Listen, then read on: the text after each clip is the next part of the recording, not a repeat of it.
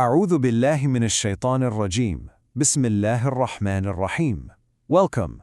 The reflections we're about to share come from material compiled by Mir Ali Shah. And today we're going to dive into Surah al-Munāfiqūn. It's a chapter of the Qur'an that gets right to the heart of one of the deepest challenges we all face. That feeling of being divided on the inside. You know, it's so easy to read this chapter and think it's about them, some other group of people from long ago. But really, it's a mirror. It's a mirror held up to our own hearts. And as this quote says, it's all about what happens when we say the right words, when we speak the truth, but deep down our hearts haven't really bought in. To really get this, we have to kind of paint a picture of the scene. This is revealed in Medina, right? A time and place where Islam wasn't just a new movement anymore, it was the social fabric of the city. And this created a totally new kind of spiritual test. It wasn't about facing open enemies, but about something much more subtle. The challenge of fitting in on the outside while your heart hasn't truly surrendered on the inside. So the core idea here is this word nifaq. Now, the Qur'an isn't just talking about telling a lie here and there. It's describing something much deeper, a fracture, a split in the soul itself. It's this profound state of being where what we show the world just doesn't line up with who we are on the inside. And to help us navigate this, we need this really essential framework, the idea of the outer and the inner. The Arabic terms are Zahir and Batin. The Zahir, well, that's everything on the surface that people can see, our actions, our words, how we present ourselves. But the Batin, that's the unseen world inside, our real intentions, our fears, the true state of our heart. And this surah is all about that painful, empty space that can grow between the two.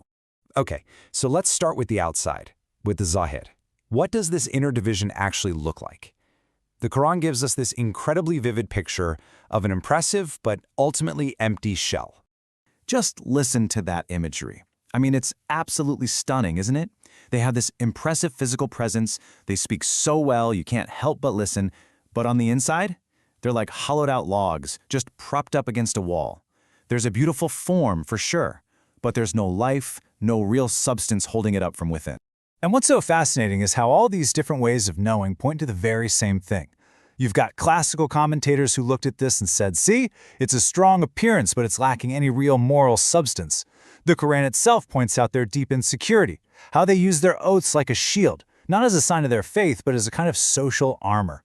And, even modern psychology has a term for this, performative belonging. And it's something that just completely erodes the trust in any community. So that's the impressive outer shell. But now, the Quran does what it always does so beautifully. It takes us deeper, into the inner reality, the lived experience of what it feels like to carry around that hollow core. Wow, this verse just brilliantly captures that internal state. Can you imagine living with that constant gnawing anxiety? A heart that's not truly at rest with God is a heart that's always on guard, always scanning for threats. Every loud noise, every shout feels like it's aimed right at them. And this isn't just paranoia. It's the natural psychological state that comes from being so deeply out of sync with yourself. And this idea of a divided heart, it's understood across so many traditions. The great Sufi master Ibn Arabi, he just nails it. He explains that this kind of fear pops up the moment our reliance shifts from the creator to created things, like our reputation or money or what other people think. Modern psychology calls the tension that this creates cognitive dissonance. And of course, as Rumi put it so perfectly, the ego builds that impressive outer form for one reason, to hide the emptiness inside. And all of this brings us to the moment where the surah makes this really critical pivot. The warning is no longer just about them. Suddenly, it becomes a direct, urgent, and very personal call for believers to turn inward. So the Quran is essentially asking us point blank, do you think this is just a story about some other group of people? Or could it be that the seeds of this exact same condition are present in every single human heart, including our own?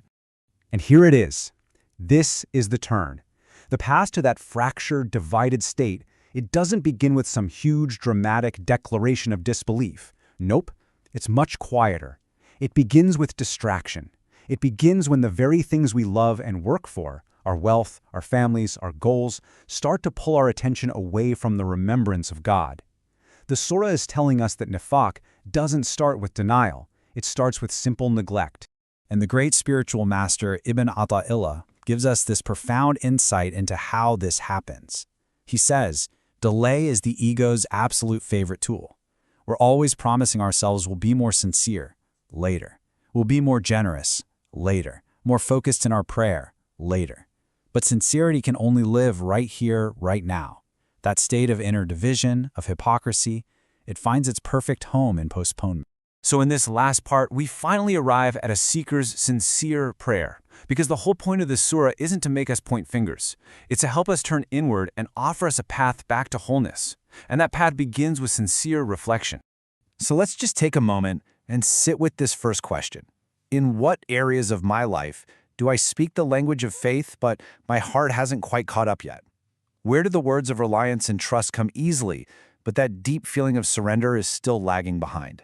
And the second question, how much of what I believe and how I act is really shaped by a deep, calm trust in God, and how much of it is actually shaped by fear? Fear of losing something, fear of what people think, fear of the future.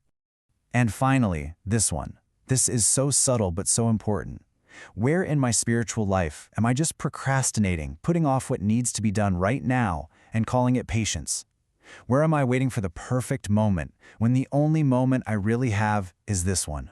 And so, in that spirit of reflection, let us conclude with this beautiful supplication. O unifier of what is scattered, gather our hearts before our words. Do not let us meet you fluent but fractured. Make our reliance whole, our remembrance present, and our return undelayed. Amen.